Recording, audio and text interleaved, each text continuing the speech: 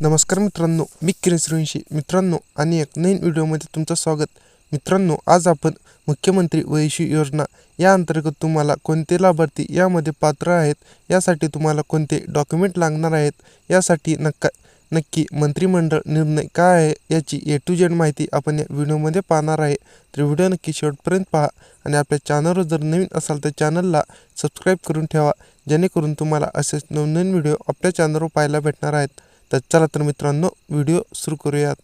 मित्रांनो, तुम्ही हा शासन निर्णय पाहू शकता. हा शासन निर्णय 5 फेब्रुवारी 2024 या रोजी निर्गमित झालेला आहे. तर यामध्ये ज्येष्ठ नागरिकांसाठी शासन संवेदनशील मुख्यमंत्री वैश्वी योजनेतून लाभ देणार.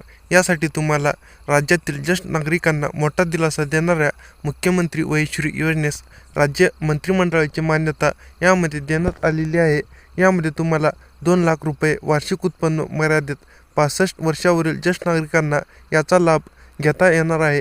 यामध्ये ज्येष्ठांमध्ये अपंगत्व, अशक्तपणा याचे निराकरण करण्यासाठी आवश्यक उपकरणे खरेदी करणे, तसेच मानसिक स्वास्थ्य संतुलित ठेवण्यासाठी मन स्वास्थ्य केंद्रे व योग्योपचार केंद्राद्वारे प्रबोधन व प्रशिक्षण देण्यात येणार.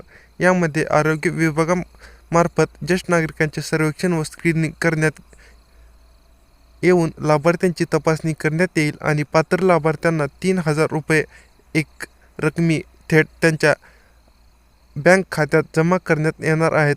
केंद्राची राष्ट्रीय वैश्वी योजना राज्यातील निवडक जिल्ह्यात राबविण्यात येते, मात्र मुख्यमंत्री वैश्वी योजना राज्यातील सर्व जिल्ह्यात राबविण्यात येणार आहे.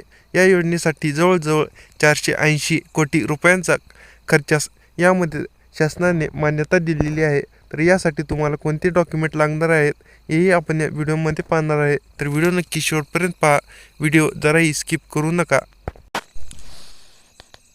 तर तुम्हाला मुख्यमंत्री वैश्वी योजनेसाठी लागणारी आवश्यक कागदपत्रे, यामध्ये तुम्हाला तुमचा स्वतःचे अर्जदाराचा आधार कार्ड, यामध्ये आधार कार्ड असणे गरजेचं आहे. नंतर रहिवासी प्रमाणपत्र, त्या व्यक्तीचे ओळखपत्र, वयाचा पुरावा, रेशन कार्ड, अपंग असल्यास प्रमाणपत्र, मोबाईल नंबर आणि पासपोर्ट साईजचा फोटो. तुम्हाला हा अर्ज भरत असताना तुम्हाला हे काही डॉक्युमेंट लागणार आहेत.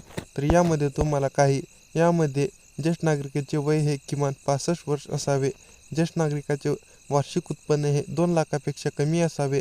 अर्जदार महाराष्ट्र राज्याचा कायमस्वरूपी रहिवासी असावा. यामध्ये या अटी दिलेल्या आहेत. तर अशा प्रकारे तुम्हाला मुख्यमंत्री वैश्वी योजना यासाठी तुम्हाला कोणती कागदपत्रे लागणार आहेत, यासाठी कोणत्या व्यक्ती पात्र ठरतील, आणि ही योजना सर्व जिल्ह्यांमध्ये म्हणजे महाराष्ट्रामध्ये सर्व जिल्ह्यांमध्ये ही योजना लागू आहे. तर अशा प्रकारे तुम्हाला हा व्हिडिओ आवडला असेल तर हा व्हिडिओ नक्की तुम्ही तुमच्या मित्रांना शेअर करा, जेणेकरून तेही याचा लाभ घेऊ शकतील. धन्यवाद. जय हिंद, जय महाराष्ट्र.